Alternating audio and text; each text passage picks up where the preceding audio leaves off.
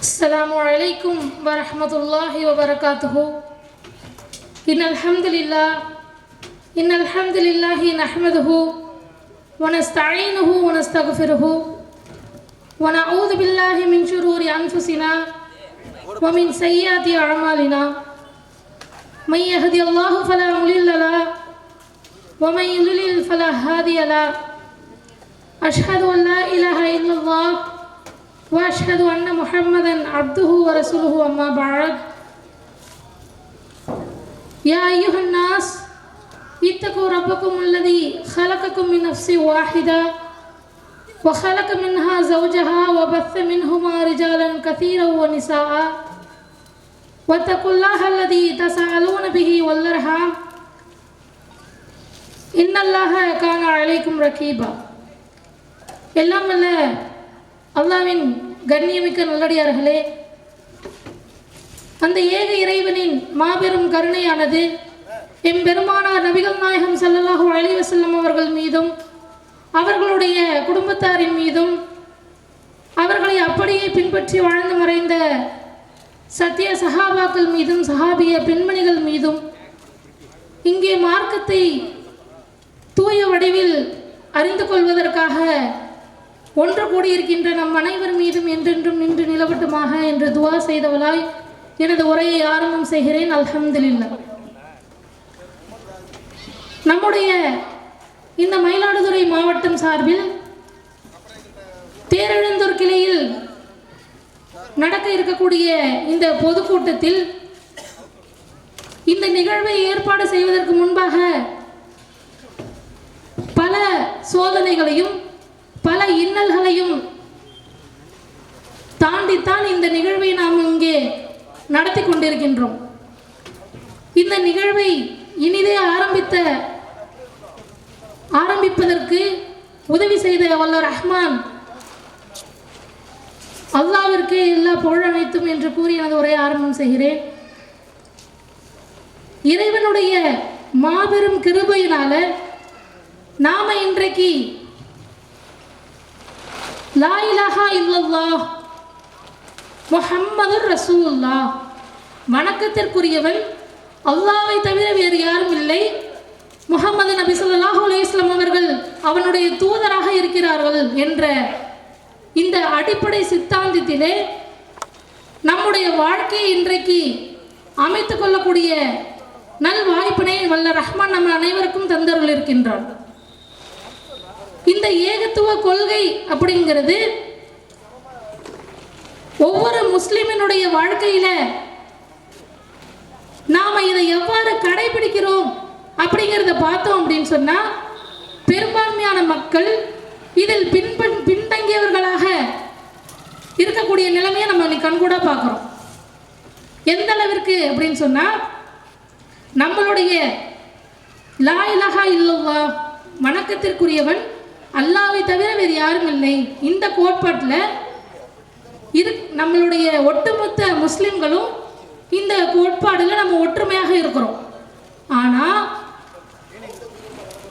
அல்லாஹ்வினுடைய வார்த்தைகளை அல்லாஹ் நமக்கு அறிவுரையாக வழங்கி இருக்கின்ற திருக்குர்ஆன், குர்ஆனினுடைய வசனங்களை நம்மளுடைய வாழ்க்கையில செயல்படுத்துறதுல இன்றைக்கு பெரும்பான்மையான முஸ்லிம்கள் எவ்வாறு இருக்கிறார்கள் என்று பார்த்தோமே ஆனால், வசனங்களை விட்டுவிட்டு ஒரு தனி மனிதனுடைய இந்த உலக ஆசைக்கு எவ்வாறு ஒரு மனிதன் பழக்கப்படுத்திக் கொள்வானோ அதன் அடிப்படையில் தங்களுடைய வாழ்க்கையை அமைத்துக் கொள்ளக்கூடியவர்களாக இருக்கிறார்கள். முஹம்மது நபி ஸல்லல்லாஹு அலைஹி வஸல்லம் அவர்களுடைய வாழ்க்கை நடைமுறையே தான் நம்மளுடைய வாழ்க்கை நடைமுறையாகவும் இருக்கணும். ஆனா இன்றைக்கு பெரும்பான்மையான சகோதர சகோதரிகள் யாரை பின்பற்றுகிறார்கள் என்று சொன்னால், தங்களுக்கு விருப்பமான தலைவர்களை முன்வைத்து அவர்களை பின்னோக்கி செல்லக்கூடியவர்களாக இருக்கிறார்கள். அப்போ ஒவ்வொரு தனி மனிதனுடைய செயல்பாடுகளையும் நாம் எவ்வாறு கணிக்க வேண்டும் என்று சொன்னால், ஒவ்வொரு முஸ்லிம்களும், முஸ்லிம் ஆண்களாக இருந்தாலும் சரி பெண்களாக இருந்தாலும் சரி, தனி மனித ஒரு சுய பரிசோதனையை நமக்கு நாமே செய்து கொள்ளக்கூடியவர்களாக இருக்கணும். எப்படி? உதாரணமாக ஒரு மருந்து மக்களுக்கு தயாரிக்கிறாங்க அப்படின்னு சொன்னா, ஒரு மருந்தை தயாரித்த வண்ணமே அதை மக்களுக்கு டிஸ்ட்ரிபியூட் பண்ண மாட்டாங்க. மாறாக என்ன செய்வாங்க, அந்த மருந்தை ஒரு ஆய்வுக்கு உட்படுத்தி அதை மனிதர்கள் உண்டார்களேயானால் அதன் மூலமாக அவர்களுக்கு அந்த நோய் போகுமா, அவருடைய உடம்பு குணமாகுமா அப்படின்னு ஒரு ஆய்வு செய்யப்பட்டதற்கு பிற்பாடுதான் மருந்தை என்ன செய்வாங்க, விநியோகம் செய்வாங்க.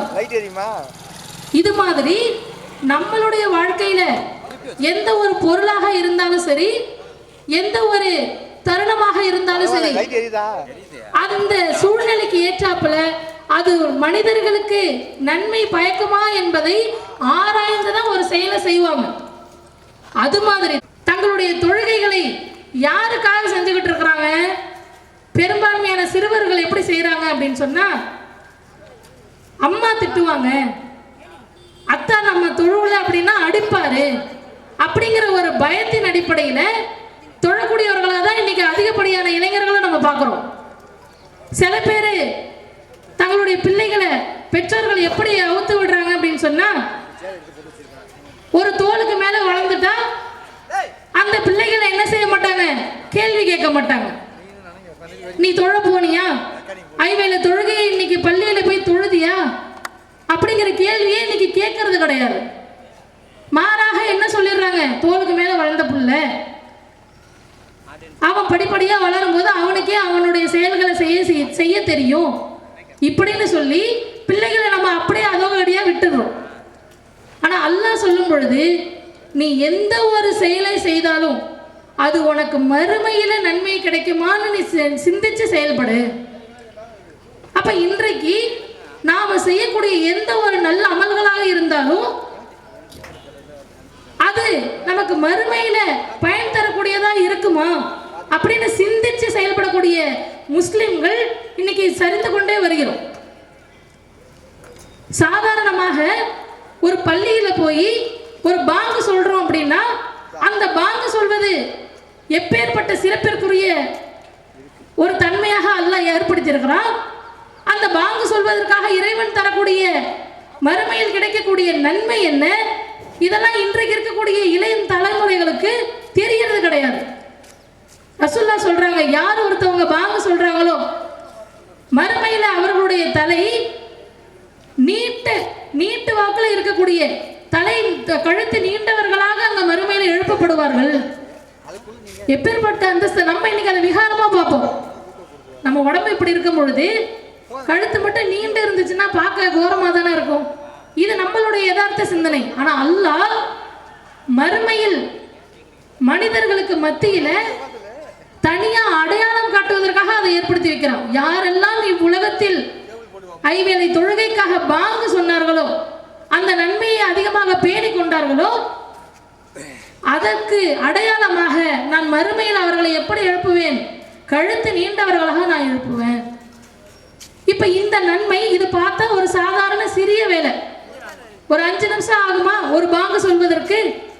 அதற்கு உரித்தான நன்மையை இன்றைக்கு எத்தனை இளைஞர்கள் தெரிந்து வைத்துக் கொண்டு அந்த பாங்கு சொல்வதற்கு முந்திக் கொள்ளக்கூடிய காட்சியை நம்ம பார்க்கிறோம்?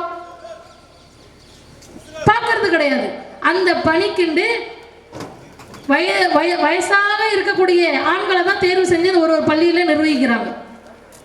காரணம், இளைஞர்கள் அத்தனை பேர் என்ன செய்யறாங்க, தங்களுடைய இந்த உலக வாழ்க்கையினுடைய தேடலை நோக்கி போய்கிட்டு இருக்கிறாங்க. அதே மாதிரி அன்றைக்கு இருக்கக்கூடிய சஹாபாக்கள் தங்களுடைய வாழ்க்கையில மார்க்கத்திற்காக மட்டுமே நம்மளுடைய வாழ்க்கை இருக்க வேண்டும் அப்படிங்கிறதுக்காக எந்த அளவிற்கு ஓடுனாங்க அப்படின்னு சொன்னா, ரசூல் ஸல்லல்லாஹு அலைஹி இடத்துல ஒரு போர் வந்து நிகழப்படுது. அந்த போருக்காக ரசூலுல்லாஹ் என்ன செய்யறாங்க, மக்கள் போர் வீரர்கள் எல்லாம் அழைக்கிறாங்க, எல்லாரும் வாங்க. வந்ததுக்கு பிற்பாடு ரசூலுல்லாஹ் என்ன செய்யறாங்க, யாரிடத்தெல்லாம் ஒட்டகமோ குதிரையோ கழுதையோ இருக்கோ அவங்களெல்லாம் போருக்காக தகுதி செஞ்சு, நீ வா, நீங்க செலக்ட் ஆயிட்டீங்கன்னு சொல்லி ஒரு சாராரை பிரிக்கிறாங்க. பிரித்ததற்கு பிற்பாடு இன்னும் ஒரு சாராரு அப்படி நிற்கிறாங்க, கையில் அவங்கள்ட்ட எந்த வாகனமும் கிடையாது. அப்போ ரசூல்லா என்ன செய்கிறாங்க, இவர்களிடத்தில் இருக்கக்கூடிய ரசூல்லாவிடத்தில் இருக்கக்கூடிய வாகனங்களை ஒரு ஆளாக தேர்வு செஞ்சு அந்தந்த நபர்களுக்கு இவர்களிடத்தில் இருக்கக்கூடிய வாகனத்தை கொடுத்து தனியாக அனுப்புகிறாங்க, நீங்கள்லாம் போரில் கலந்துங்க. இப்போ இவர் ரசூல்லா கிட்ட இருக்கக்கூடிய வாகனமும் தீர்ந்து போட்டது. அதற்கு பிற்பாடும் ஒரு கூட்டம் நிற்குது. எதற்காக வேண்டி? போர்க்களத்தில் அல்லாவிற்காக களம் காண வேண்டும் அப்படிங்கிற எண்ணத்திற்காக மட்டுமே ஒரு கூட்டம் நிற்குது. இப்போ ரசூல்லா என்ன சொல்லி நிப்பாட்டுறாங்க,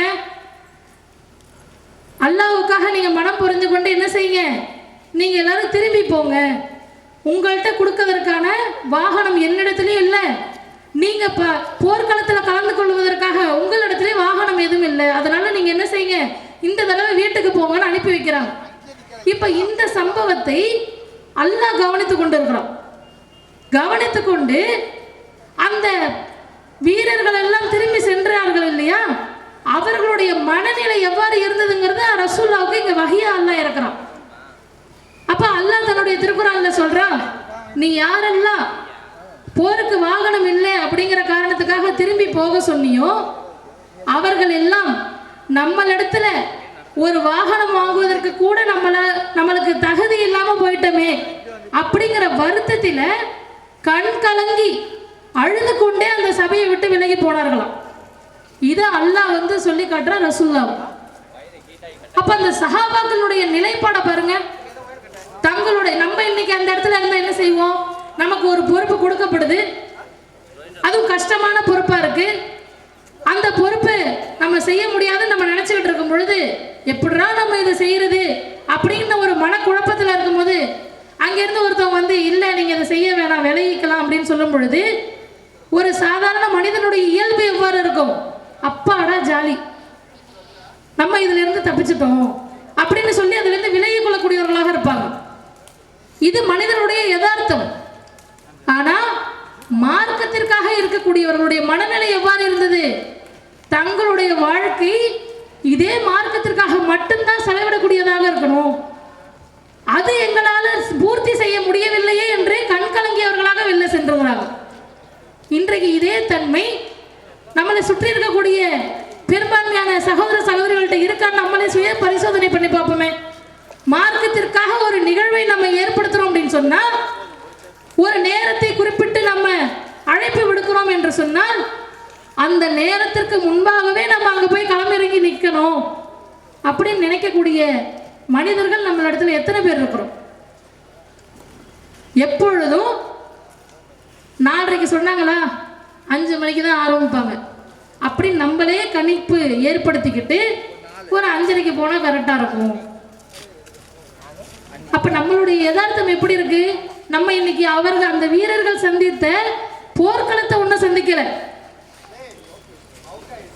ஒரு நிர்வாக ரீதியாக ஏற்படுத்தக்கூடிய ஒரு நிகழ்ச்சி, ஒரு பெண்கள் பயானாக இருக்கட்டும், உள்ளரங்க நிகழ்வாக இருக்கட்டும், ஒரு தெருமுனை கூட்டமாக இருக்கட்டும், நாம நமக்கு இருக்கக்கூடிய வேலைகளை ஒதுக்கி வைத்துவிட்டு நம்மளுடைய மார்க்கத்திற்காக அல்லாஹ்விற்காக களத்துல நாம நிக்கணும் அப்படின்னு நினைக்கக்கூடிய பெரும்பான்மையான முஸ்லிம்கள் இன்னைக்கு சரிந்து கொண்டே வருகிறாங்க. நம்ம என்னதான் மார்க்க அடிப்படையில் நம்மளுடைய வாழ்க்கையை அமைச்சுக்கிட்டாலும், மற்றவர்களிடத்துல அழகிய நெறி போதனைகளை நம்ம சொல்லிக்கிட்டாலும், சுய பரிசோதனையில நான் ஒரு நற்போதனையை இங்கே சொல்கிறேன் என்று சொன்னால் அதில் நான் தெளிவா இருக்கிறேனா, நான் முதல்ல கரெக்டா ஒழுங்குமுறையா அதை ஃபாலோ பண்றேனா அப்படிங்கிற சுய பரிசோதனையை செய்யக்கூடிய மனிதர்களாக வல்ல ரஹ்மான் நம் அனைவரையும் ஆக்கி அருள் புரிவானாக என்று கூறி எனது உரையை நிறைவு செய்கிறேன். வாஹிர் தவானா அல்ஹம்துலில்லாஹி ரப்பில் ஆலமீன். அஸ்ஸலாமு அலைக்கும் வரஹ்மத்துல்லாஹி வபரகாத்துஹு.